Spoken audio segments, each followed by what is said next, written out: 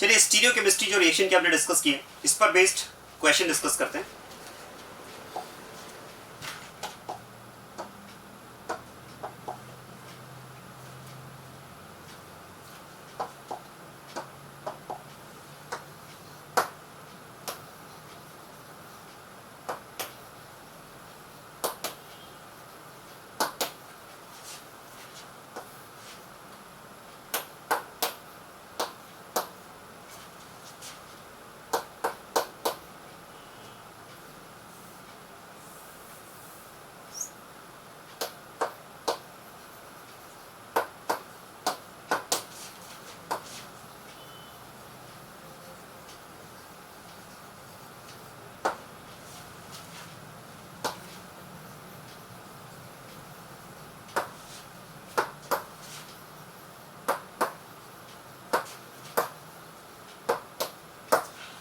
आपको सपोज ये क्वेश्चन दिया हुआ है, एन ब्यूटेन आपको कंपाउंड दिया हुआ है और इसका हमें क्लोरीनेशन करना है इन प्रेजेंस ऑफ लाइट। जैसा कि रिएक्शन की कंडीशन हमने डिस्कस की है, तो reaction is carried out either in presence of light और at high temperature. Now the question is total number of monohalides formed in the reaction. अब एक बात ध्यान देना, देखो यहां पर हम बात कर रहे हैं total number of monohalides. Monohalides का मतलब समझ रहे हैं ना, in the reaction one hydrogen is to be replaced by halogen. यहां पर जब एक हाइड्रोजन का हैलोजन से सब्स्टिट्यूशन होगा तो जो रिस्पेक्टिव प्रोडक्ट हमें मिलेगा that will be called monohalide having one halogen in the structure. अब ये हमें चेक करना है कि इस रिएक्शन में टोटल नंबर ऑफ मोनोहैलाइड्स कितने फॉर्म होंगे। अब देखो एक बात ध्यान देना, अगर हम यहां पर टोटल नंबर ऑफ मोनोहैलाइड्स की बात कर रहे हैं तो इसमें आपको सारे मोनोहैलाइड्स काउंट करने हैं including stereoisomers which are expected to be formed in the reaction. अब एक बात ध्यान देना, देखो अगर हम मोनोहैलाइड्स की बात करें तो हमें कैसे मिलेगा, when one hydrogen of the compound will be replaced by halogen. और इसमें आप देखो अगर हम वन हाइड्रोजन के सब्स्टिट्यूशन की बात कर रहे हैं तो वो हाइड्रोजन का सब्स्टिट्यूशन इस कार्बन से हो सकता है, वन केस इस कार्बन से हो सकता है, सेकंड केस यहां से भी हो सकता है, बट क्या मैं कह सकता हूं substitution of hydrogen from this carbon और from this carbon will be same, and substitution of hydrogen from this carbon और from this carbon will be same. तो अगर मैं डिफरेंट केसेस की बात करूं तो डिफरेंट केसेस में दो केस यहां पर पॉसिबल है, substitution of hydrogen from this carbon one case and substitution of hydrogen from this carbon will be the another case. अगर बात की जाए थर्ड, यहां से H का सब्स्टिट्यूशन होता है तो वो इस सेकंड केस का रिपीटेशन होगा, और यहां से अगर H का सब्स्टिट्यूशन क्लोरीन से होता है तो वो फर्स्ट केस का रिपीटेशन होगा, राइट। तो इस केस में अगर बात की जाए तो जो मोनोहैलाइड्स यहां पर एक्सपेक्टेड है वो कौन कौन से हैलाइड्स मिलेंगे, आप ध्यान देना।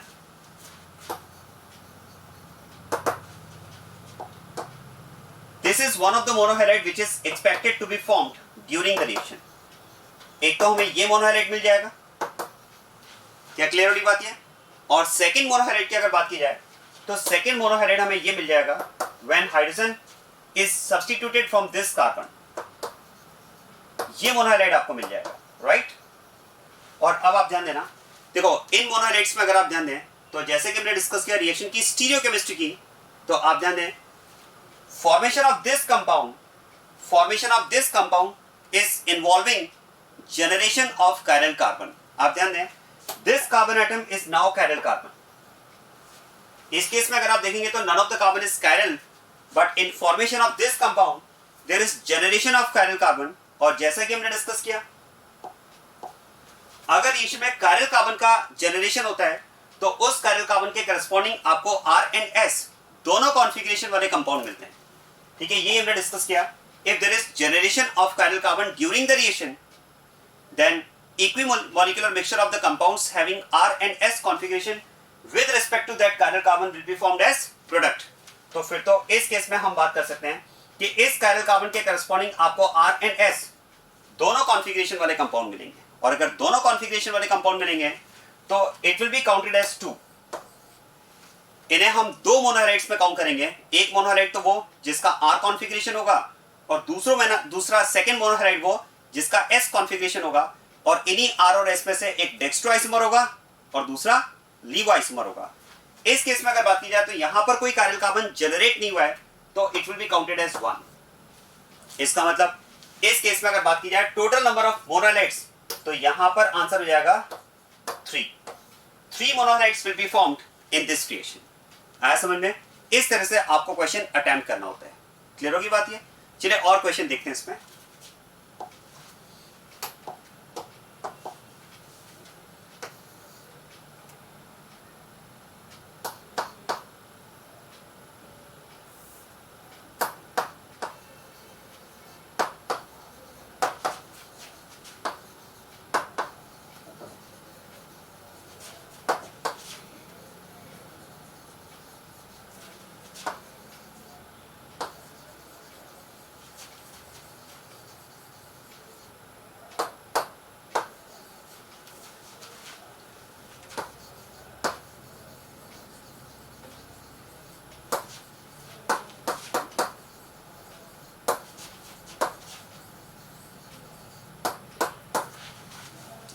नेक्स्ट क्वेश्चन पे आपको दिया हुआ है total number of डायहाइड्स।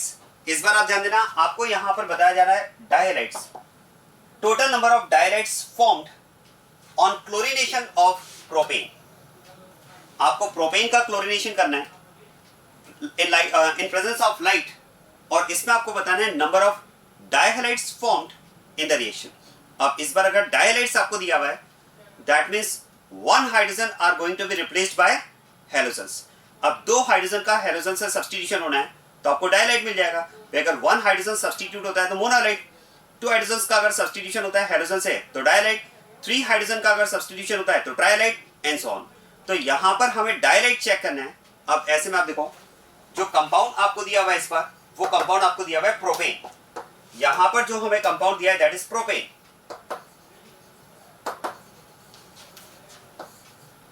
Its chlorination is to be carried out in presence of light।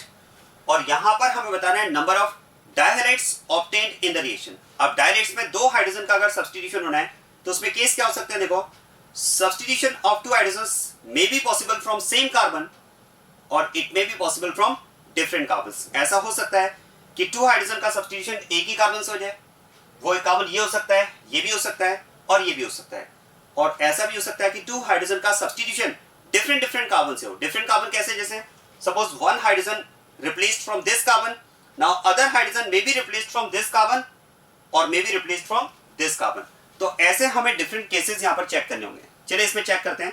सबसे पहले मैं बात करता हूं उसमें substitution of two hydrogen from same carbon. एक ही कार्बन से अगर टू हाइड्रोजन का सब्स्टिट्यूशन होता है तो ऐसे में जो डायहाइड हमें मिलेगा, आप सोचिए that डायहाइड can be called GeM डायहाइड, क्योंकि अगर दो हाइड्रोजन एक ही कार्बन से रिप्लेस होते हैं तो टू हाइड्रोजन सेम कार्बन पर रहेंगे, और टू हाइड्रोजन अगर सेम कार्बन पर मिलते हैं तो this type of डायहाइड is called GeM डायहाइड। तो पहले तो हम चेक करें इसमें जेम डायहाइड क्या क्या बन सकते हैं। तो आप देखो, substitution of two hydrogen from same carbon, substitution of two hydrogen from same carbon, that can be from this carbon, that is one case,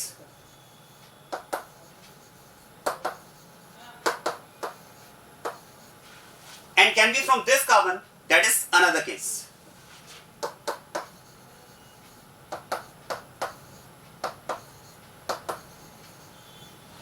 और अगर हम टू हाइड्रोजन का सब्स्टिट्यूशन इस कार्बन से लेते हैं तो क्या मैं कह सकता हूं इसका रिपीटेशन होगा, टू हाइड्रोजन यहां से रिप्लेस हो या यहां से रिप्लेस हो, वो एक ही बात होगी, सेम टाइप का कंपाउंड आपको मिलेगा। अब बात करते हैं substitution of two hydrogen from different carbons. और डिफरेंट कार्बन में आप ध्यान देना, अगर एक कार्बन ये लिया जाए तो इसके रिस्पेक्ट में सेकंड कार्बन ये हो सकता है, या फिर इसके रिस्पेक्ट में सेकंड कार्बन ये भी हो सकता है। क्लियर हो रही बात है? तो फिर तो आप ध्यान देना, substitution of hydrogen from different carbons, this is one of the case and this is the another case।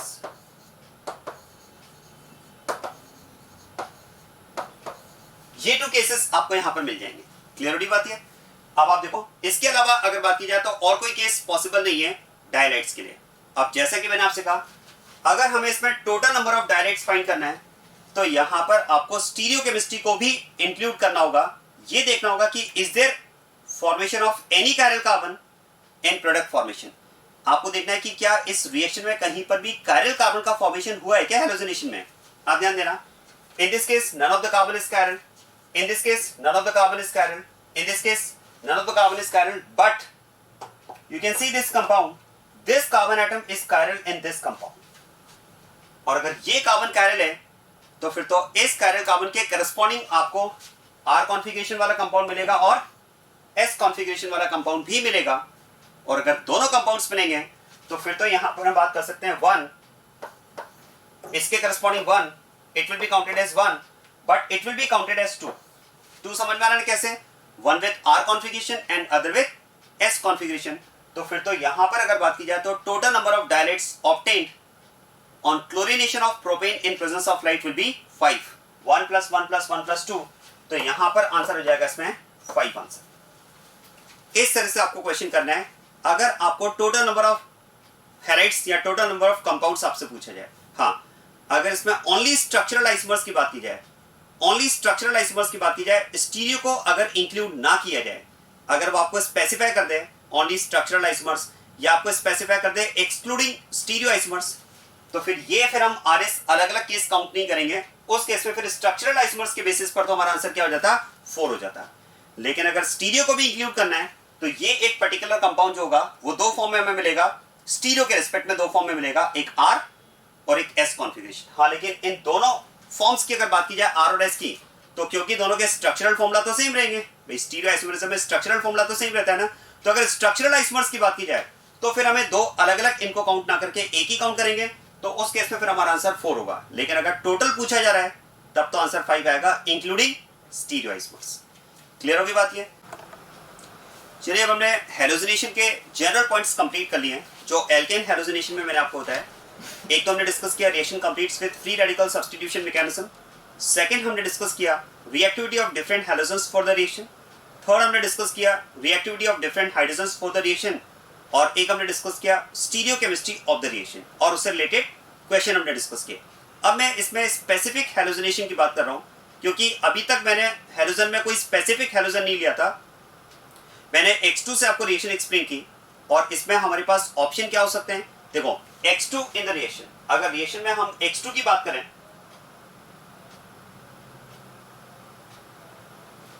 तो देखो यहां पर X2 में अपने पास हैलोजन क्या क्या हो सकता है. It can be fluorine, chlorine, bromine and iodine. मतलब हैलोजिनेशन में हम स्पेसिफिक प्रोसेस की बात कर सकते हैं, fluorination, chlorination, bromination and iodination. और इसमें अब मैं सबसे पहले डिस्कस करने जा रहा हूं फ्लोरिनेशन.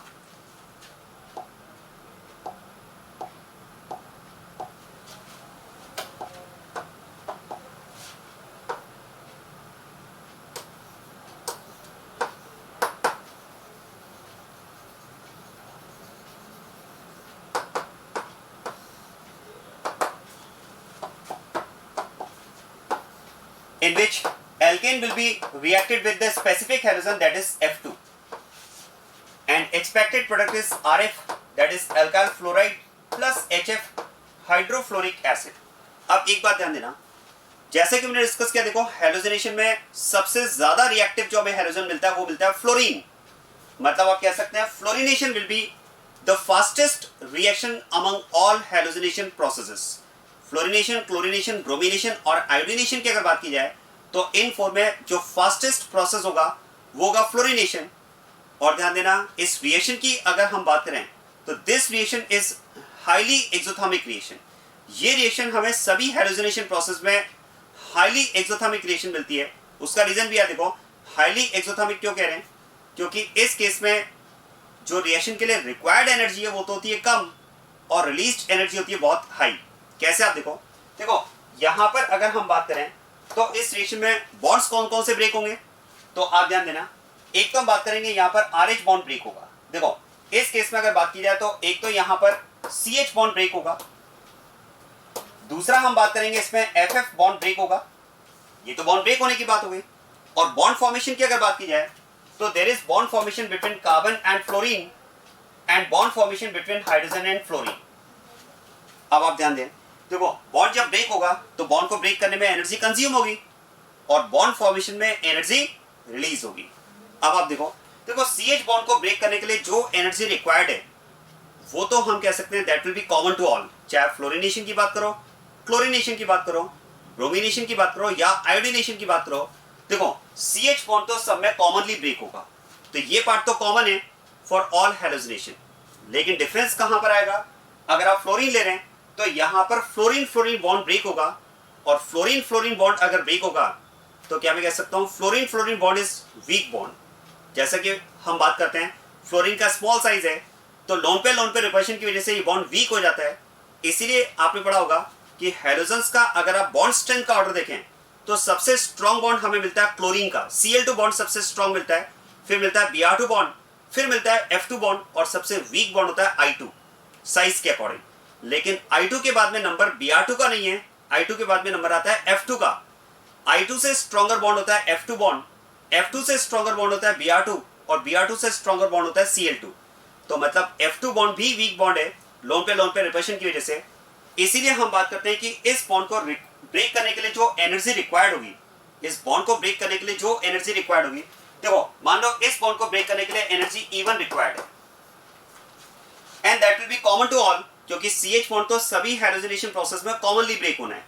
F2 बॉन्ड को ब्रेक करने के लिए जो एनर्जी रिक्वायर्ड है दैट इज सपोज E2, और आप कह सकते हैं इट विल बी लेस, क्योंकि F2 bond is weak bond. और अब आप ध्यान देना, बॉन्ड फॉर्मेशन में अगर बात की जाए तो यहाँ पर CF बॉन्ड फॉर्मेशन होगा और HF बॉन्ड फॉर्मेशन होगा। क्या मैं कह सकता हूं among all CX bonds CF bond is the strongest bond. CF strongest होगा, उससे वीकर होगा CCl बॉन्ड, उससे वीकर होगा CBr बॉन्ड, और सबसे वीक होगा CI बॉन्ड। तो क्या मैं कह सकता हूं CX बॉन्ड में, क्योंकि CF बॉन्ड अगर सबसे स्ट्रॉन्ग बॉन्ड है, तो स्ट्रॉन्ग बॉन्ड अगर फॉर्मेशन होगा तो जो रिलीज्ड एनर्जी होगी दैट विल बी हाई। तो यहां पर मान लेते हैं कि इस केस में E3 एनर्जी रिलीज होगी, और वो आप कह सकते हैं high energy will be released among all halogenation processes.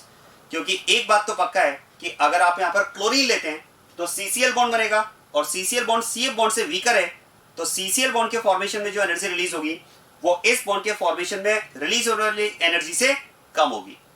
HF bond की अगर बात की जाए तो ये भी हम जानते हैं HF HCl HBr HI सबसे स्ट्रॉन्ग बॉन्ड कौन सा होता है, which is the strongest bond among four, HF HCl HBr HI।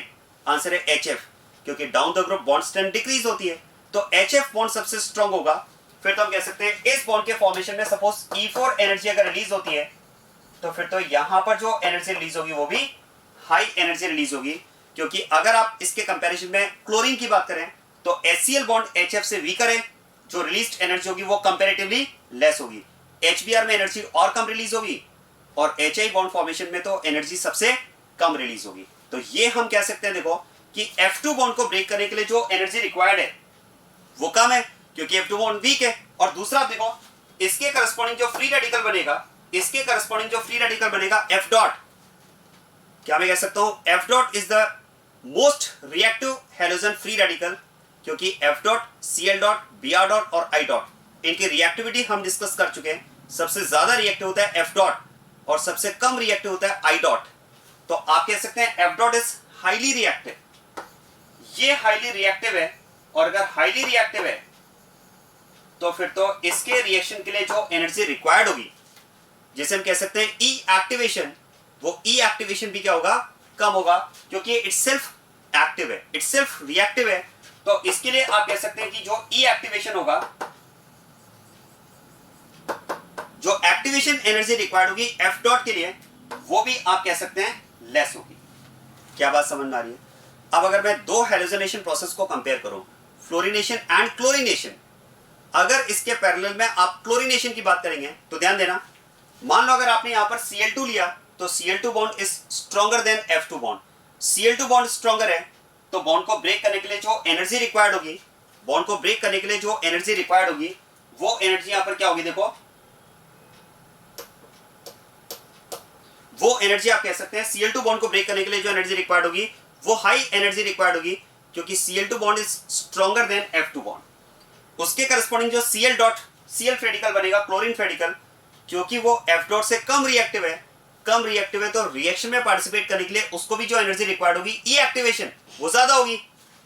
तो मतलब आप कह सकते हैं कि क्लोरीन के केस में जो रिक्वायर्ड एनर्जी होगी वो F2 के कंपैरिजन में ज्यादा होगी, और जब क्लोरीन के करस्पॉन्डिंग CCl बॉन्ड बनेगा और HCl बॉन्ड बनेगा, तो CCl बॉन्ड CF से वीकर है और HCl बॉन्ड HF से वीकर है, तो क्लोरीन के केस में जो रिलीज्ड एनर्जी होगी वो कंपैरेटिवली कम होगी। अब आप सोचिए, फ्लोरीन के केस में रिक्वायर्ड एनर्जी तो कम है और रिलीज्ड एनर्जी हाई है, रिक्वायर्ड एनर्जी तो कम है, रिलीज्ड एनर्जी हाई है, जबकि क्लोरीन के केस में रिक्वायर्ड एनर्जी ज्यादा होगी और रिलीज एनर्जी कम होगी, मतलब गैप कम हो जाएगा।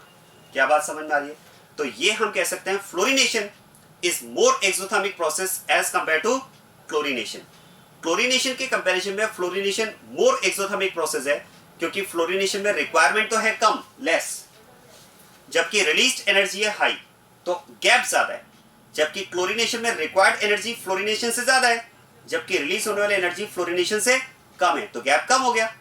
तो ये हम बात करते हैं कि fluorination is more exothermic process than chlorination, और इवन आप कह सकते हैं it is the most exothermic process among all, क्योंकि फ्लोरीनेशन के केस में एनर्जी सबसे ज्यादा रिलीज होगी, क्लोरीनेशन के केस में कम, ब्रोमिनेशन में और भी कम, और आयोडीनेशन में सबसे कम। इसलिए हम बात करते हैं fluorination is the most exothermic process among all halogenation process. चारों हैलोजिनेशन की अगर बात की जाए, फ्लोरीनेशन, क्लोरीनेशन, ब्रोमिनेशन, आयोडीनेशन की, तो fluorination is the most exothermic process, क्योंकि इसमें बहुत कम एनर्जी की रिक्वायरमेंट होती है, ऑलमोस्ट एनर्जी रिएक्शन में रिलीज होती है, released energy is very high. और अब आप सुनिएगा स्टेटमेंट को, क्योंकि मैंने कहा कि ये हाईली एक्सोथर्मिक रिएक्शन है, required energy is very less, almost energy is released in the process, और जो रिलीज होने वाली एनर्जी है वो इतनी हाई होती है, क्या मैं कह सकता हूं जो एनर्जी रिलीज होगी वो हीट के फॉर्म में रिलीज होगी, वो रिलीज्ड एनर्जी इतनी हाई होती है, मतलब इतनी ज्यादा हीट रिएक्शन में रिलीज होती है कि जो प्रोडक्ट हम रिएक्शन में एक्सपेक्ट कर रहे हैं वो प्रोडक्ट बनता तो है, लेकिन इतनी ज्यादा हीट रिएक्शन में प्रोड्यूस होती है कि उसमें बनने वाला कंपाउंड जो है वो बर्न हो जाता है। और ये रीजन है कि जो एक्सपेक्टेड प्रोडक्ट यहां पर आरएफ वो हमें ना मिलकर के हमें मिलता है कार्बन ब्लैक। बात समझना, जो यहां पर हम कंपाउंड एक्सपेक्ट कर रहे थे रिएक्शन में आरएफ, वो बनता तो है, लेकिन क्योंकि रिएक्शन हाईली एक्सोथर्मिक है, हीट इतनी ज्यादा प्रोड्यूस होती है रिएक्शन में कि जो कंपाउंड बना वो बर्न हो जाता है, और अगर बर्न हो जाएगा तो फिर तो हमें रिएक्शन में एक्सपेक्टेड प्रोडक्ट ना मिलकर के उस प्रोडक्ट के बर्न होने की वजह से जो प्रोडक्ट हमें मिलता है वो मिलता है कार्बन ब्लैक। और ये रीजन है fluorination reaction is called explosive reaction. इसीलिए हम फ्लोरीनेशन को एक्सप्लोसिव रिएक्शन कहते हैं। एक्सप्लोसिव इसलिए कह रहे हैं, देखो आप सोचिए कहीं पर अगर एक्सप्लोजन हो जाए, कहीं पर अगर एक्सप्लोजन हो जाए तो क्या बचता है फिर वहां पर? ऐश, राख। यहां भी तो ऐसा हो रहा है ना। अगर यहां पर हम बात करें कि रिएक्शन हाईली एक्सोथर्मिक है, हीट इतनी ज्यादा प्रोड्यूस हो रही है कि जो रिएक्शन में कंपाउंड हम एक्सपेक्ट करें वो बना तो है, लेकिन वो हीट ज्यादा प्रोड्यूस होने की वजह से बर्न हो जाता है, और बर्न होने की वजह से प्रोडक्ट हमें क्या मिलता है? Carbon black. इसीलिए इस रिएक्शन को हम बोलते हैं एक्सप्लोसिव रिएक्शन। तो ध्यान देना, one of the point for this reaction for specifically fluorination is it is the most exothermic reaction among all halogenation process and it is highly explosive reaction। uncontrolled reaction है, explosive reaction है, और इस reaction में product हमें मिलता है carbon black। otherwise expected product is alkyl fluoride, but alkyl fluoride ना मिलकर के हमें product क्या मिलता है? carbon black मिलता है। क्लियर हो रही बात ये? तो एक पॉइंट तो इस रिएक्शन से रिलेटेड ये हो जाएगा, आप ध्यान देना।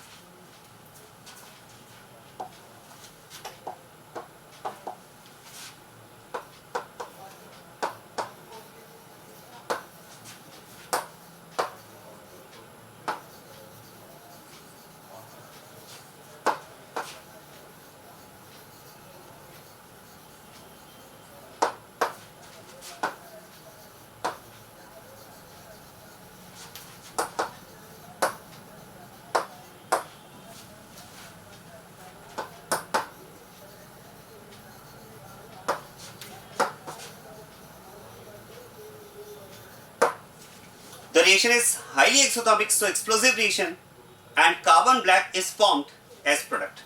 इस रिएक्शन में हमें प्रोडक्ट क्या मिलेगा? कार्बन ब्लैक मिलता है। एक पॉइंट तो ये।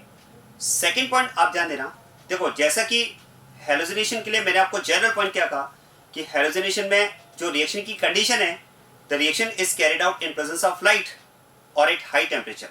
लेकिन आप ध्यान देना, फ्लोरीनेशन एक ऐसा प्रोसेस है, ये जो फ्लोरीनेशन हम डिस्कस कर रहे हैं ये एक ऐसा प्रोसेस है जिसमें ना तो हमें लाइट की रिक्वायरमेंट है और ना हमें हाई टेम्परेचर की रिक्वायरमेंट है।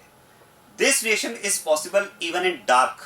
देखो दो ऑप्शन होते हैं रिएक्शन के लिए, या तो आप लाइट की प्रेजेंस लो, और अगर आप लाइट की प्रेजेंस नहीं ले रहे हैं, डार्क में अगर आप रिएक्शन करवा रहे हैं, तो इन जनरल हम कहते हैं उस केस में हाई टेम्परेचर हमें रिक्वायर्ड होता है, approx 250 to 400 degree Celsius temperature. जैसा कि मैंने आपको बताया, देखो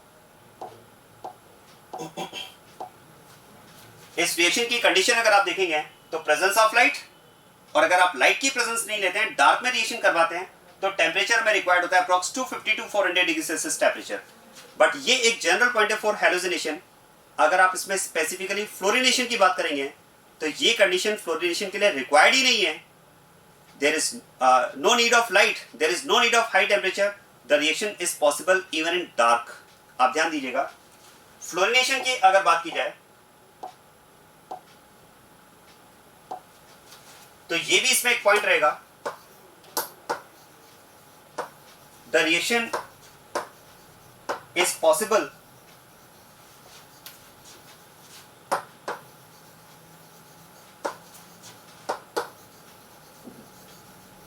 इवन इन डार्क। अदरवाइज आप याद करें, रिएक्शन को इनिशिएट करने के लिए हमें या तो टेम्परेचर की रिक्वायरमेंट होती है या लाइट की रिक्वायरमेंट होती है, लेकिन इस केस में हमें ना तो टेम्परेचर रिक्वायर्ड है ना लाइट रिक्वायर्ड है। It is possible even in dark. अब ऐसा क्यों, कैसे पॉसिबल है, जरा आप ध्यान देना। देखो, अगर आप ध्यान दें तो जो मैंने आपको हेलोजिनेशन के लिए जनरल मैकेनिज्म बताया, रिएक्शन का जनरल मैकेनिज्म अगर आप ध्यान देंगे तो देखो, रिएक्शन का जनरल मैकेनिज्म क्या है। सबसे पहले हम कुछ H2 मॉलिक्यूल्स के बॉन्ड ब्रेक करते हैं लाइट की प्रेजेंस में या टेम्परेचर कंडीशन में। फ्री रेडिकल बना, फ्री रेडिकल एल्केन से रिएक्ट किया, R डॉट बना, R डॉट H2 से रिएक्ट किया, प्रोडक्ट फॉर्मेशन, और जब रेडिकल कॉम्बिनेशन होगा तो रिएक्शन टर्मिनेट हो जाएगी, कंप्लीट हो जाएगी। ये एक जनरल मैकेनिज्म हमने डिस्कस किया। लेकिन फ्लोरिनेशन में रिएक्शन कुछ अलग तरीके से होती है। फ्लोरिनेशन का केस थोड़ा सा डिफरेंट है। क्या होता है, देखो मैं आपको बताता हूं।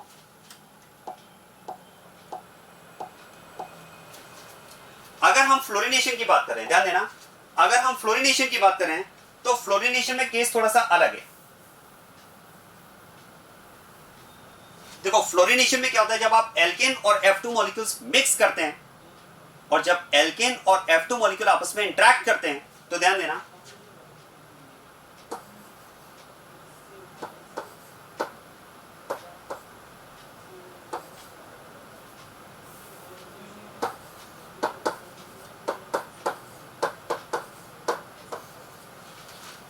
इस केस में जब F2 मॉलिक्यूल और एल्केन मॉलिक्यूल के बीच में कॉलिजन होता है, ये जब आपस में इंटरेक्ट करते हैं तो इन मॉलिक्यूल्स में CH बॉन्ड का ब्रेकेज, ध्यान देना, CH मतलब RH बॉन्ड का ब्रेकेज, F2 बॉन्ड का ब्रेकेज और HF बॉन्ड का फॉर्मेशन, ये यहां पर साइमल्टेनियस प्रोसेस स्टार्ट हो जाता है। और इस प्रोसेस को इनिशिएट करने के लिए ना तो हमें टेम्परेचर की रिक्वायरमेंट है ना ही हमें लाइट की रिक्वायरमेंट है। आप ध्यान देना, यहां पर रिएक्शन का इनिशिएशन थोड़ा सा अलग तरीके से होता है। जैसे जनरल मैकेनिज्म में तो मैंने आपको बताया कि सबसे पहले लाइट की प्रेजेंस में या हाई टेम्परेचर कंडीशन में हम X2 मॉलिक्यूल का बॉन्ड ब्रेक करते हैं, लेकिन यहां नहीं है ऐसा। यहां पर क्या हो रहा है, X2 मॉलिक्यूल बॉन्ड का ब्रेक होना, RH बॉन्ड का ब्रेक होना और HF बॉन्ड का फॉर्मेशन, ये तीनों प्रोसेस एक साथ स्टार्ट होते हैं। बात समझ में आ रही है? Breakage of this RH bond, breakage of F2 bond and formation of HF bond, it is simultaneously.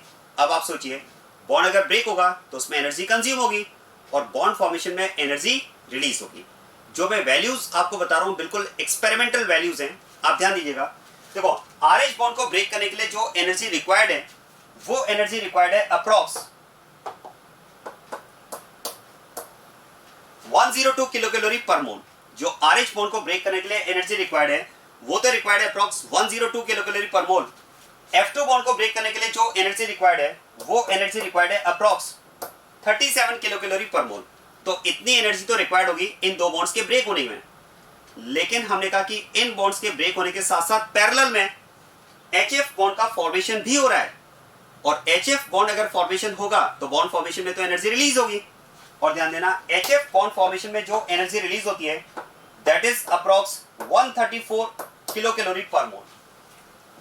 इसका मतलब तो ये हुआ कि अगर ये तीन प्रोसेस एक साथ स्टार्ट होंगे, इस बॉन्ड को ब्रेक करने के लिए इस बॉन्ड का ब्रेकेज, इस बॉन्ड का ब्रेकेज और इस बॉन्ड का फॉर्मेशन, तो फिर तो इस नेट प्रोसेस के लिए अगर मैं नेट एनर्जी की बात करूं तो ध्यान देना, टोटल एनर्जी जो यहां पर रिक्वायर्ड है वो एनर्जी रिक्वायर्ड है अप्रॉक्स 139 किलो कैलोरी पर मोल।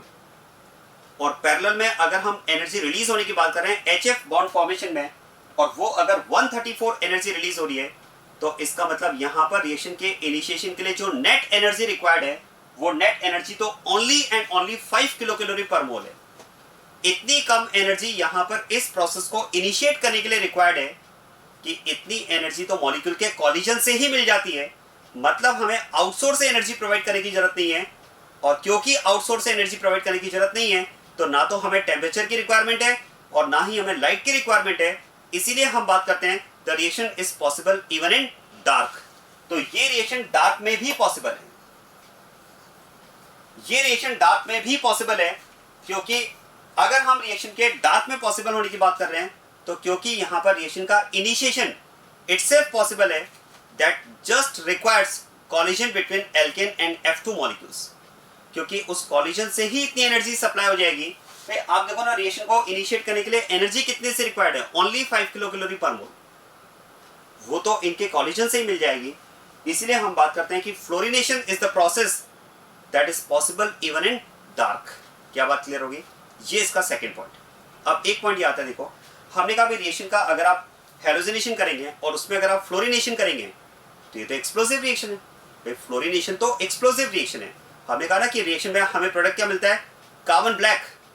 क्योंकि रिएक्शन में हीट इतनी ज्यादा प्रोड्यूस होती है कि कंपाउंड जो बनता है वो बर्न हो जाता है, और इसीलिए प्रोडक्ट हमें मिलता है कार्बन ब्लैक। क्वेश्चन है कि अगर हमें रिएक्शन में प्रोडक्ट को बचाना है, अगर इस प्रोडक्ट को बचाना है, अगर हमें इसे बर्न होने से बचाना है, तो हमारे पास क्या ऑप्शन है? देखो आसान है। अगर आपको इस प्रोडक्ट को बर्न होने से बचाना है, रिएक्शन को अगर एक्सप्लोसिव होने से बचाना है, तो आपको रिएक्शन को कंट्रोल करना पड़ेगा। और रिएक्शन को कंट्रोल करने के लिए हम क्या करते हैं? इस रिएक्शन को इनर्ट मीडियम में कंप्लीट करते हैं। To control the reaction is carried out in inert medium. आप ध्यान देना, अगर आप इस रिएक्शन को कंट्रोल कर दें, अगर आप इस रिएक्शन को इनर्ट मीडियम में करवाते हैं, तो in that case the reaction becomes controlled, और उस केस में जो कंपाउंड के बर्न होने की प्रॉब्लम है वो बर्न नहीं होता है। क्या मेरा पॉइंट समझ में आ रहा है? और इसके लिए हम रिएक्शन मिक्सचर में मिक्स करते हैं N2। इसके लिए हम रिएक्शन में मिक्स करते हैं N2। क्या मैं कह सकता हूं? N2 is very stable. इसीलिए हम अगर रिएक्शन में इनर्ट मीडियम मेंटेन करते हैं, N2 अगर हम मिक्स करते हैं, तो in that case the reaction becomes controlled, और उस केस में जो कंपाउंड के बर्न होने की प्रॉब्लम है वो बर्न नहीं होगा। और अगर बर्न नहीं होगा तो फिर तो जो प्रोडक्ट हम एक्सपेक्ट कर रहे हैं अल्काइल फ्लोराइड, वो हमें मिल जाएगा। क्या मेरी बात क्लियर हो रही है? तो ध्यान दीजिएगा। पॉइंट नंबर 3,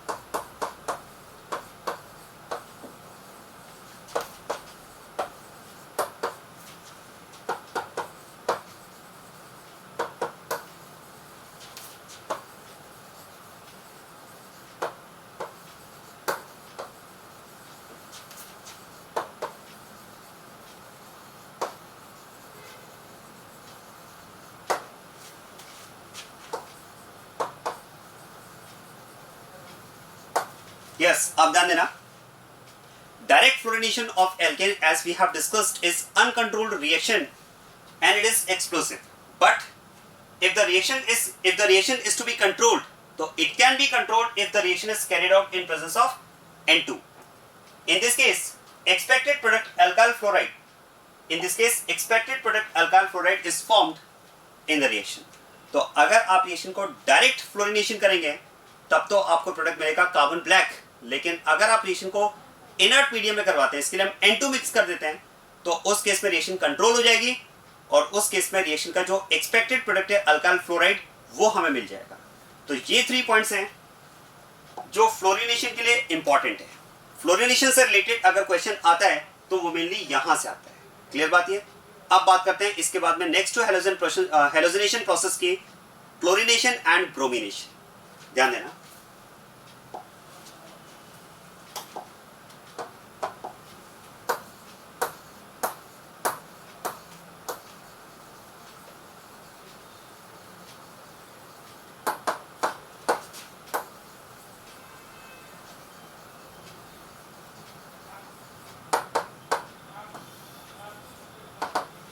नेक्स्ट आप बात करते हैं क्लोरीनेशन एंड ब्रोमिनेशन। और अगर आप क्लोरीनेशन एंड ब्रोमिनेशन को फ्लोरिनेशन से कंपेयर करें तो क्या मैं कह सकता हूं chlorination and bromination are comparatively less exothermic reactions. होगा ऐसा?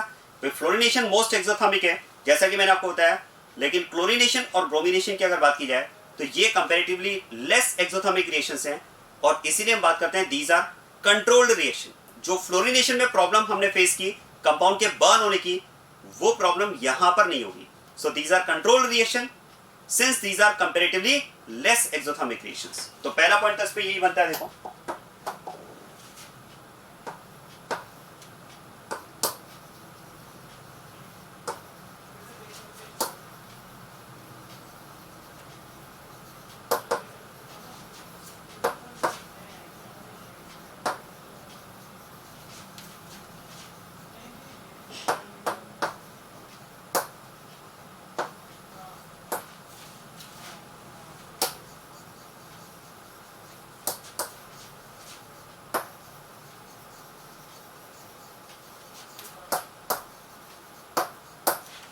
यस, आप ध्यान देना।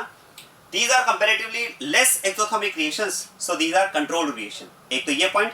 सेकंड हम बात करते हैं, देखो कि जब आप एल्केन का हेलोजिनेशन करते हैं तो उस केस में all possible halogenated compounds are formed as product।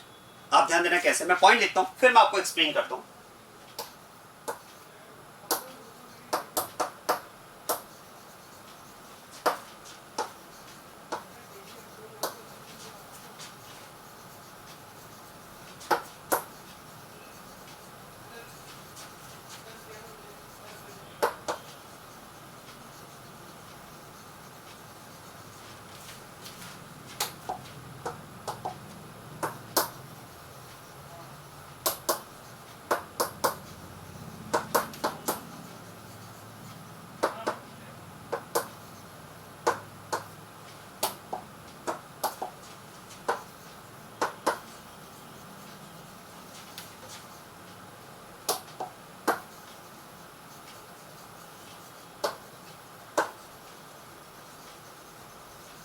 Yes, आप ध्यान देना।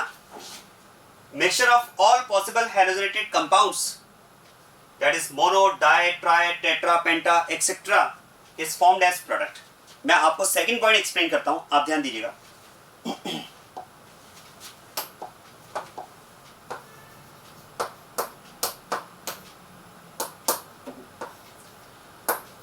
देखो जैसे आप मीथेन का क्लोरीनेशन कर रहे हैं, अब मीथेन का अगर आप क्लोरीनेशन करेंगे तो जैसा कि हमने डिस्कस किया hydrogen will be replaced by chlorine.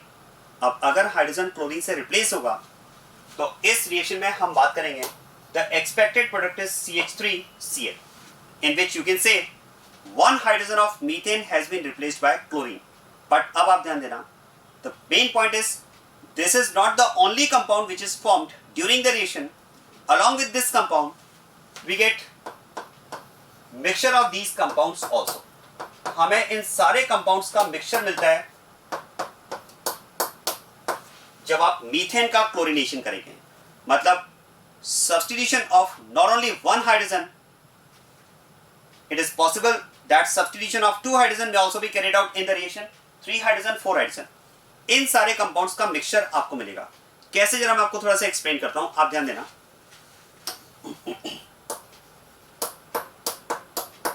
जैसे ये आपने मिक्सचर लिया, mixture of methane and chlorine, और इस रिएक्शन को आपने इनिशिएट किया इन प्रेजेंस ऑफ लाइट या फिर आप हाई टेम्परेचर, कोई भी कंडीशन आप ले लें। अब होगा क्या, देखो जब यहां पर मीथेन का क्लोरीनेशन होगा, जो मैकेनिज्म हमने डिस्कस की, एक जनरल मैकेनिज्म जो मैंने आपको एक्सप्लेन की थी, उस मैकेनिज्म के थ्रू जब यहां पर मीथेन का क्लोरीनेशन होगा तो क्या होगा, देखो इस क्लोरीनेशन में एक्सपेक्टेड प्रोडक्ट है CH3Cl। यहां पर हमें प्रोडक्ट मिल जाएगा मिथाइल क्लोराइड। ये कंपाउंड। लेकिन क्या मैं कह सकता हूँ जो मिथाइल क्लोराइड बनेगा वो भी तो इसी रिएक्शन मिक्सचर में प्रेजेंट होगा ना, जो मिथाइल क्लोराइड बना है वो भी तो सेम मिक्सचर में प्रेजेंट होगा ना। और अगर मिथाइल क्लोराइड भी इसी मिक्सचर में प्रेजेंट है तो फिर तो ये भी तो पॉसिबल है ना कि क्लोरीन की फर्दर रिएक्शन मिथाइल क्लोराइड के साथ हो जाए। भाई जैसे क्लोरीन मीथेन से रिएक्ट कर रहा है सेम मैकेनिज्म के साथ में वो क्लोरीन मिथाइल क्लोराइड से भी तो रिएक्ट कर सकता है ना, because still hydrogen are present in methyl chloride. और आप सोचिए अगर क्लोरीन की रिएक्शन मिथाइल क्लोराइड से होती है तो फिर तो one more hydrogen will be replaced by chlorine, you will get CH2Cl2। उस केस में कंपाउंड बन जाएगा मिथाइलिन डाइक्लोराइड। अब आप सोचिए अगर मिथाइलिन डाइक्लोराइड का फॉर्मेशन हुआ तो वो भी तो मिक्सचर में रहेगा, और अगर मिथाइलिन डाइक्लोराइड भी मिक्सचर में प्रेजेंट है तो फिर तो ये भी पॉसिबल है कि क्लोरीन में also react with methylene dichloride. जो क्लोरीन है वो CH2Cl2 के साथ में भी तो रिएक्ट कर सकता है ना। और अगर क्लोरीन की रिएक्शन CH2Cl2 के साथ में होती है तो फिर तो रिएक्शन में क्या होगा, one more hydrogen will be replaced by chlorine, और उस केस में फिर यहां पर प्रोडक्ट बन जाएगा CHCl3 क्लोरोफॉर्म। और अगर CHCl3 बना, क्लोरोफॉर्म अगर बना तो ये भी मिक्सचर में प्रेजेंट होगा, और ये भी अगर मिक्सचर में प्रेजेंट है तो फिर तो ये भी पॉसिबल है कि जो क्लोरीन है वो CHCl3 के साथ में रिएक्ट कर जाए, because still one hydrogen is present in the compound, and if this hydrogen is also replaced by chlorine you will get CCl4। इस तरह से हम बात करते हैं कि एक हाइड्रोजन का सब्स्टिट्यूशन पॉसिबल है। आप ध्यान देना, substitution of one hydrogen is possible, formation of CH3Cl। लेकिन मैं ये कह रहा हूं कि जो CH3Cl बना वो मिक्सचर में प्रेजेंट है, और अगर वो मिक्सचर में प्रेजेंट है तो हो सकता है कि यहां पर क्लोरीन इस CH3Cl के कांटेक्ट में आ जाए, और CH3Cl के कांटेक्ट में अगर क्लोरीन आता है तो फिर तो इस हाइड्रोजन का अगर सब्स्टिट्यूशन हुआ, एक और हाइड्रोजन का अगर सब्स्टिट्यूशन हुआ तो प्रोडक्ट आपको मिल जाएगा CH2Cl2। और CH2Cl2 भी क्योंकि मिक्सचर में प्रेजेंट है तो पॉसिबल है कि क्लोरीन CH2Cl2 के कांटेक्ट में आ जाए। और ध्यान देना, अगर क्लोरीन CH2Cl2 के कांटेक्ट में आता है तो one more hydrogen will be replaced by chlorine, you will get CHCl3 that is chloroform. और ये भी पॉसिबल है कि क्लोरोफॉर्म अगर क्लोरीन के कांटेक्ट में आ जाए तो फिर तो यहां से भी हाइड्रोजन का सब्स्टिट्यूशन पॉसिबल है, you will get CCl4। Now no more hydrogen is present in this compound. So not only methyl chloride, not only first compound, mixture of all these four compounds is expected in the reaction. Mixture of all these four compounds is expected to be formed in the reaction. और ध्यान देना, देखो इस compound का अगर formation होता है तो you can call it monochlorogenation। ये तो हुआ मोनोहैलोजिनेशन, ये हुआ डाइहैलोजिनेशन मतलब substitution of two hydrogen by two hydrogen, ये हुआ trihalogenation substitution of three hydrogen by three hydrogen, और ये हुआ टेट्राहैलोजिनेशन। तो यही मैं आपसे बात कर रहा था कि mono, di, tri, tetra etcetera, depending on number of hydrogen present in alkane molecule, mixture of all possible compounds that is mono, di, tri, tetra is formed as product। आ रही बात समझ में? तो इस तरह से हम बात करते हैं कि रिएक्शन में आपको हर तरह के कंपाउंड का मिक्सचर बनेगा, हर तरह के कंपाउंड का मिक्सचर फॉर्म होगा। जैसे आप देखो, अगर मैं बात करता हूं इसमें ईथेन की, ध्यान देना, अगर मैं ईथेन की बात करता हूं, समझना इस बात को, जैसे ईथेन अगर आप लेते हैं और ईथेन का अगर आप क्लोरीनेशन करते हैं इन प्रेजेंस ऑफ लाइट, क्या बता सकते हैं इस केस में टोटल नंबर ऑफ कंपाउंड्स कितने फॉर्म होंगे? इस केस में टोटल नंबर ऑफ कंपाउंड्स कितने फॉर्म होंगे? अब मैं इसमें मोनो, डाई, ट्राई स्पेसिफिक बात नहीं कर रहा हूं। अगर मैं टोटल नंबर ऑफ कंपाउंड्स की बात कर रहा हूं तो फिर आपको यहां पर mono, di, tri, tetra, penta, hexa सारे केस लेने होंगे, क्योंकि अगर 6 हाइड्रोजन प्रेजेंट है तो 1 hydrogen, 2 hydrogen, 3 hydrogen, 4 hydrogen, 5 hydrogen, 6 hydrogen, सभी के सब्स्टिट्यूशन वाले केसेस आपको लेने होंगे। मैं आपको बताता हूं कैसे। देखो, अगर मैं यहां पर बात करता हूं मोनोहैलोजिनेशन की, तो जब मोनोहैलोजिनेशन होगा तो one hydrogen will be replaced by halogen that is chlorine, and that can be substituted from this carbon और फ्रॉम दिस कार्बन। और क्या मैं कह सकता हूं, एक हाइड्रोजन का सब्स्टिट्यूशन यहां से हो चाहे यहां से हो, एक ही बात है। तो इस केस में प्रोडक्ट आपको मिल जाएगा ये कंपाउंड। ठीक है, ये तो हो गया मोनोहैलाइड वन कंपाउंड। लेकिन जैसे ही इस कंपाउंड का फॉर्मेशन हुआ और इसका अगर क्लोरीन के कांटेक्ट में आता है, ये अगर क्लोरीन के कांटेक्ट में आता है तो फिर तो substitution of one more hydrogen is possible from the compound. और यहां से अगर एक और हाइड्रोजन रिप्लेस हो जाए तो वो यहां से भी हो सकता है और यहां से भी हो सकता है। तो ऐसे केस में कंपाउंड आपको मिलेगा डाई। डाई मतलब ओवरऑल अगर मैं इसके रिस्पेक्ट में बात करूं तो 2 हाइड्रोजन का सब्स्टिट्यूशन होगा, और 2 हाइड्रोजन का सब्स्टिट्यूशन सेम कार्बन से भी हो सकता है और डिफरेंट कार्बन से भी हो सकता है। तो फिर तो इसमें एक तो ये प्रोडक्ट एक्सपेक्टेड है, देखो एक तो ये प्रोडक्ट यहां पर एक्सपेक्टेड है,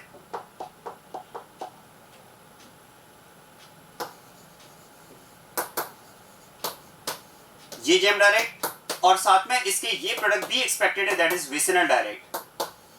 क्या बात क्लियर हो रही है? तो डायरेक्ट के करस्पॉन्डिंग अगर बात की जाए तो इन दो कंपाउंड्स का फॉर्मेशन एक्सपेक्टेड है। और अब जरा आप सोचिए, जब इन कंपाउंड्स का फॉर्मेशन हो जाएगा और इनमें से अगर कोई कंपाउंड क्लोरीन के कांटेक्ट में आता है और यहां से अगर एक और हाइड्रोजन का रिप्लेसन सब्स्टिट्यूशन क्लोरीन से हो जाए, तो फिर ओवरऑल आप कह सकते हैं ट्राई हाइड्रोजनेशन हो जाएगा, ट्राई सब्स्टिट्यूटेड कंपाउंड आपको मिलेगा। और आप सोचिए अगर 3 हाइड्रोजन का सब्स्टिट्यूशन क्लोरीन से होता है तो दो केसेस पॉसिबल हैं, all the 3 hydrogen from 1 carbon, and second case is 2 hydrogen from 1 carbon and 1 from other. तो यहां भी आपको 2 प्रोडक्ट मिल जाएंगे। ऐसे ही अगर हम बात करें टेट्रा की, 4 हाइड्रोजन का सब्स्टिट्यूशन अगर क्लोरीन से होता है तो उसमें भी 2 केस पॉसिबल हैं, देखो 3 फ्रॉम 1 एंड 1 फ्रॉम अदर। एक तो ये केस है, और 4 हाइड्रोजन का अगर 4 हाइड्रोजन इसमें इंट्रोड्यूस होते हैं तो एक केस ये भी हो सकता है, substitution of 2 hydrogen from each, 2 from this carbon and 2 from this carbon. तो टेट्रा के करस्पॉन्डिंग आपको 2 मिल जाएंगे। फिर अगर बात की जाए पेंटा की, that is substitution of 5 hydrogen bye chlorine, तो 3 from this carbon 2 from this carbon, एक केस। और अगर हेक्सा की बात की जाए तो हेक्सा में substitution of all the hydrogen bye chlorine, एक केस वो बन जाएगा। सो 1 + 2 + 2 + 2 + 1 + 1, टोटल नंबर ऑफ हैलाइड्स की अगर बात की जाए तो यहां पर हैलाइड्स मिलेंगे 9। और एक बात और ध्यान देना, देखो इन 9 हैलाइड्स में अगर आप देखेंगे, आप चेक कर लेना, किसी में भी कायरल कार्बन का फॉर्मेशन नहीं हो रहा है। अगर कायरल कार्बन का फॉर्मेशन होता तो टोटल नंबर ऑफ हैलाइड्स में हम उस कायरल कार्बन के करस्पॉन्डिंग R और S दोनों केस को इंक्लूड करते हैं। ऐसा में क्वेश्चन का आंसर देना पड़ेगा। तो अगर मैं बात करता हूं on halogenation of ethane, on halogenation of ethane, how many number of halides will be obtained in the reaction? तो आंसर हो जाएगा 9। हाँ, अगर आपको बोला जाए on halogenation of ethane number of dihalides, सुनिएगा इस बात को, अगर आपको बोला जाए, अगर आपको इसमें बोला जाए total halogenated compound, total number of halogenated compound, तो आंसर हो जाएगा 9। ये सारे 9, उसमें फिर आपको mono, di, tri, tetra, penta, hexa सब लेना होगा। और अगर आपसे पूछा जाए total number of dihalogenated compound, total number of dihalogenated compound, अब यहां पर उसने स्पेसिफाई कर दिया डाइहेलोजिनेटेड। अगर उसने डाइहेलोजिनेटेड बोल दिया है तो फिर आपको केवल 2 हाइड्रोजन का सब्स्टिट्यूशन हाइड्रोजन से करना है, और उस केस में अगर बात की जाए तो हमें 2 टाइप के कंपाउंड मिलेंगे। इस केस में हमारा आंसर हो जाएगा 2। तो ये आपको देखना होगा क्वेश्चन में कि उसने कोई स्पेसिफिक बोला है, मोनोहैलाइड, डायलाइड, ट्राइलाइड, टेट्रालाइड, पेंटालाइड या हेक्सालाइड, तब तो उसके अकॉर्डिंग आंसर देना है। और अगर उसने बोल दिया total number of halogenated compound, तो उसमें तो फिर आपको सारे कंसीडर करने होंगे, mono, di, tri, tetra, penta, hexa, और टोटल कंसीडर करोगे तो आंसर क्या हो जाएगा? 9 हो जाएगा। इस तरह से क्वेश्चंस की फ्रेमिंग होती है, इस तरह से आपको क्वेश्चन का आंसर देना होगा। तो 2 पॉइंट्स मैंने आपको बताया। एक तो मैंने आपको बताया कि these reactions, chlorination and bromination, are comparatively less exothermic reactions, so these are controlled reaction. और दूसरा मैंने आपसे कहा mixture of all possible halogenated compounds is formed as product. उसमें mono, di, tri, tetra, penta, hexa सबका mixture आपको मिलेगा। Clear बात है? और इस तरह से हम बात कर सकते हैं, इस तरह से हमें कंपाउंड्स का मिक्सचर यहां पर मिलेगा। अब एक बात ध्यान देना, देखो यहां पर मैंने आपसे कहा कि इसमें हमें सभी कंपाउंड्स का मिक्सचर मिलेगा, ठीक है, इन 4 कंपाउंड्स का मिक्सचर मिलेगा। एक तरह से हम कह सकते हैं chain of products will be obtained in the reaction. Products की चेन ही तो बनी, पहला प्रोडक्ट बना, फिर ये प्रोडक्ट आगे अगर रिएक्शन में पार्टिसिपेट करेगा तो सेकंड प्रोडक्ट, फिर नेक्स्ट प्रोडक्ट, फिर नेक्स्ट प्रोडक्ट। और इस तरह से आप ध्यान देना, इस चेन ऑफ प्रोडक्ट की अगर बात की जाए तो इस चेन ऑफ प्रोडक्ट में हम अपनी चॉइस के अकॉर्डिंग चेन का फर्स्ट या लास्ट प्रोडक्ट जो है वो मेजर प्रोडक्ट के फॉर्म में बना सकते हैं। आप ध्यान देना, इस चेन में अगर आप देखेंगे तो ये फर्स्ट प्रोडक्ट है और ये लास्ट प्रोडक्ट है, तो इस चेन का फर्स्ट या लास्ट प्रोडक्ट जो है वो आप एज अ मेजर प्रोडक्ट बना सकते हैं। डिपेंड करेगा जो रिएक्टेंट आप यूज कर रहे हैं वो किस रेशियो में आप यूज कर रहे हैं, रिलेटिवली क्या कंपाउंड आप ज्यादा अमाउंट पे ले रहे हैं। आप सुनिएगा इस बात को, देखो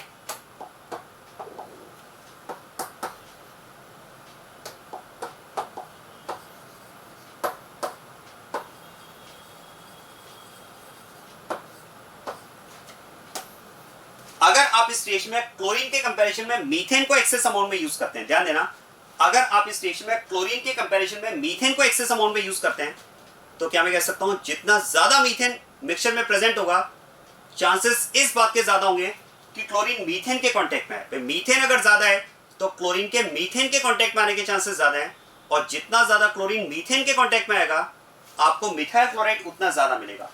तो इस केस में हम कह सकते हैं in the sequence of products first product that is CH3Cl will be obtained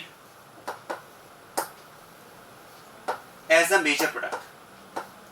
और अब आप ध्यान देना, लेकिन अगर आप इस रिएक्शन में क्लोरीन को एक्सेस अमाउंट पे यूज करते हैं, अगर आप इस रिएक्शन में क्लोरीन को एक्सेस अमाउंट में यूज करते हैं मीथेन के कंपैरिजन में, ये रिएक्टेंट अगर आप इसके कंपैरिजन में एक्सेस में यूज करोगे तो क्या मैं कह सकता हूं क्लोरीन अगर ज्यादा अमाउंट पे होगा तो फिर तो जो क्लोरीन मीथेन के कांटेक्ट में आएगा उसके करस्पॉन्डिंग तो CH3Cl बन जाएगा।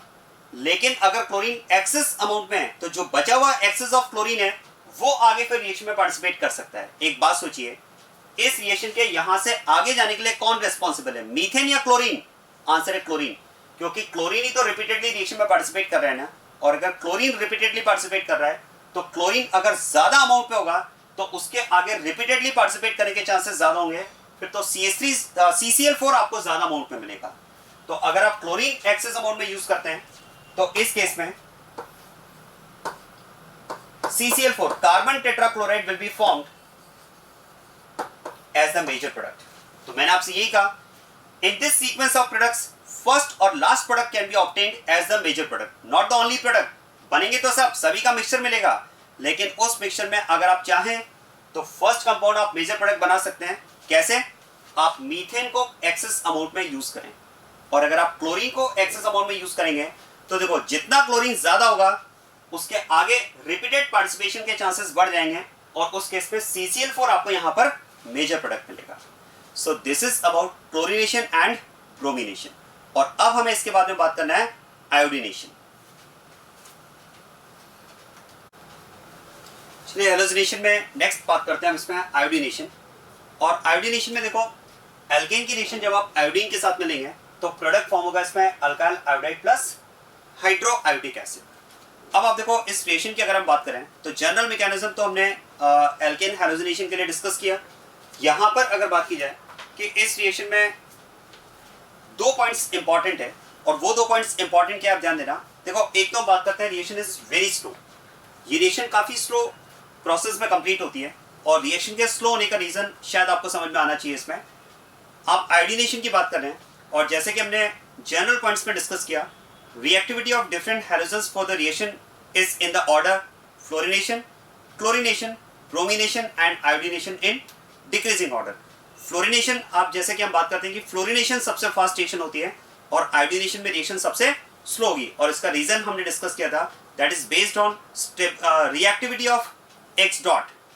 और X डॉट में अगर मैं I डॉट की बात करूं तो जैसे कि हमने डिस्कस किया, I dot is least reactive among all halogen free radicals. तो I डॉट की लीस्ट रिएक्टिविटी की वजह से हम बात करते हैं कि जो रिएक्शन है वो बहुत ही स्लो प्रोसेस में कंप्लीट होती है। तो एक प्रॉब्लम तो देखो रिएक्शन की है कि it is very slow reaction, और रीजन आप दे सकते हैं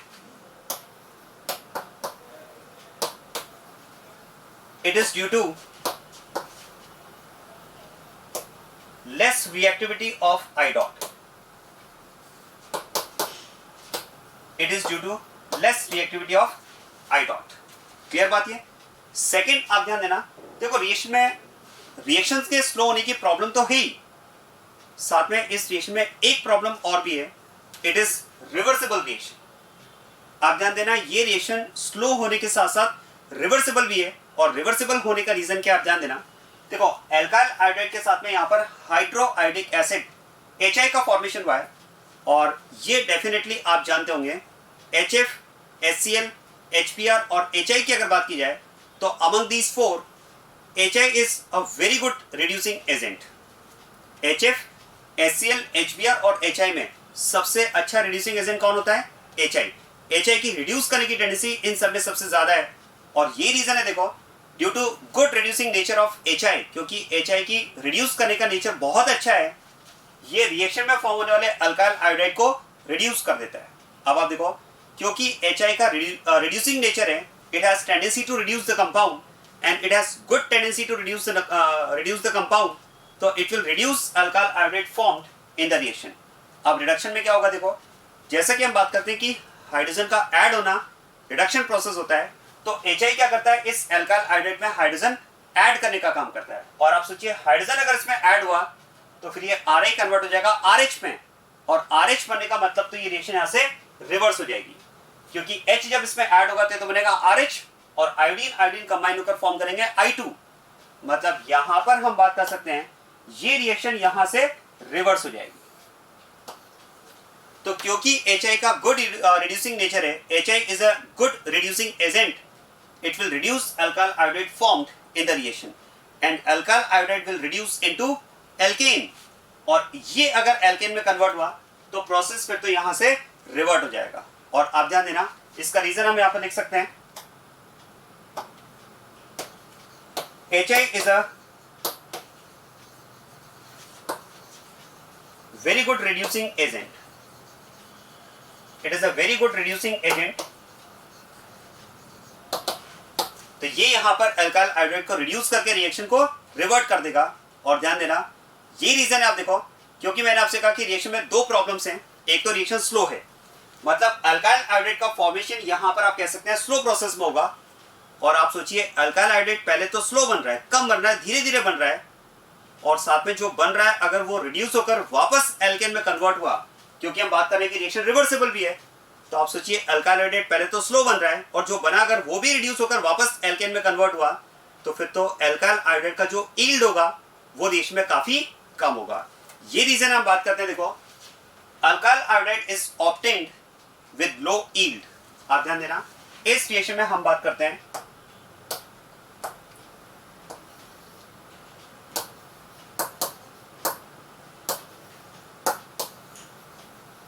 it is formed with low yield। जो एल्काइल आयोडाइड हमें मिलेगा वो हमें यहां पर लो यील्ड के साथ मिलता है। तो दो प्रॉब्लम्स मैंने आपको बताई, एक तो रिएक्शन रिवर्सिबल है और दूसरा हमने कहा स्लो रिएक्शन है, and this is the reason why alkyl iodide is obtained with low yield. अब क्वेश्चन है कि हमें अगर एल्काइल आयोडाइड को बेटर यील्ड के साथ बनाना है तो हमारे पास क्या ऑप्शन है। तो ध्यान देना इसके लिए पॉइंट है, to get alkyl iodide with better yield, the reaction can be carried out in presence of iodic acid or nitric acid। अगर आप इस रिएक्शन को आयोडिक एसिड या नाइट्रिक एसिड की प्रेजेंस में कराते हैं तो एल्काइल आयोडाइड आपको कंपैरेटिवली बेटर यील्ड के साथ मिलेगा। अब इसका रीजन क्या है, ध्यान देना, देखो इसका रीजन मैं आपको क्लियर करता हूं। मैंने आपसे कहा कि अगर आप रिएक्शन को आयोडिक एसिड या नाइट्रिक एसिड की प्रेजेंस में करवाते हैं, जैसे आप देखो मान लेते हैं यहां पर हमने इस रिएक्शन को आयोडिक एसिड की प्रेजेंस में करवाया HiO3। तो अब आयोडिक एसिड क्या करता है, देखो रिएक्शन में आप ध्यान देना, if the reaction is carried out in presence of iodic acid, this iodic acid used in the reaction will decompose HI which is formed in the reaction।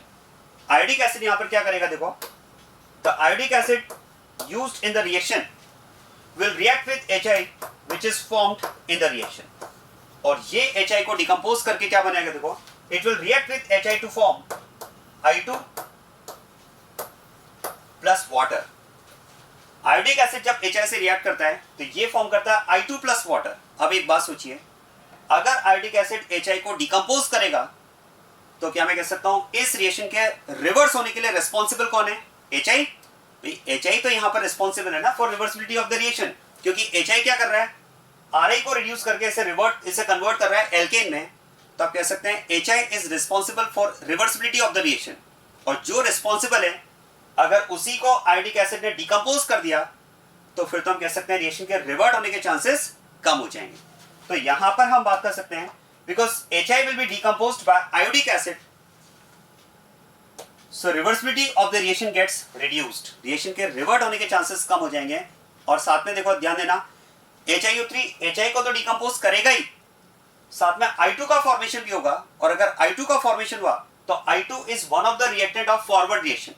आप सोचिए अगर ये HI को डिकम्पोज कर रहा है तो रिएक्शन के रिवर्ट होने के चांसेस कम हो गए, और अगर HI को डिकम्पोज करके I2 को रिफॉर्म कर रहा है तो I2 का रिफॉर्म होने का मतलब तो फिर रिएक्शन के फॉरवर्ड जाने के चांसेस बढ़ जाएंगे।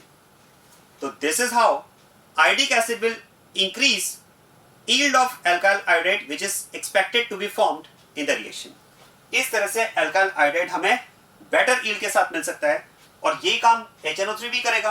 अगर आप नाइट्रिक एसिड लेंगे तो वो भी HI को डिकम्पोज करता है. HI को डिकम्पोज करके नाइट्रिक एसिड क्या बनाएगा? It will decompose HI to form I2 plus water plus NO2. उसमें एक एडिशनल कंपाउंड NO2 और बनेगा. बाकी I2 प्लस वाटर तो साथ में बनना ही है.